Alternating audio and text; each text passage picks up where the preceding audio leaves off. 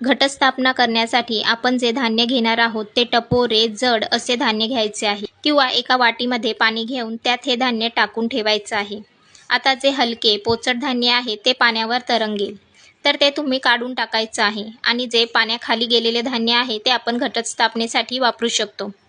हे धान्य तुम्ही रात्रभर भिजवून किंवा घटस्थापनेच्या 2-3 तास अगोदर भिजवून घट रुजवण्यासाठी आपण घेऊ शकतो। ज्यावेळी आपण घटस्थापना करणार आहोत त्यावेळी अगोदर माती घालून घ्यायची आहे आणि वरून आपल्याला धान्य घालायचं आहे।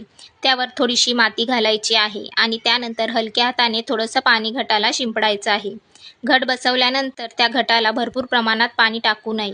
मातीचा घट जर ठेवत असाल तर तो स्वच्छ धुवून ठेवावा, म्हणजे त्याची छिद्रे मोकळी होतात आणि पाण्याचा निचरा होतो। पाणी जास्त झालं तर धान्य कुजते, त्याला बुरशी येते, घट पिवळा पडतो।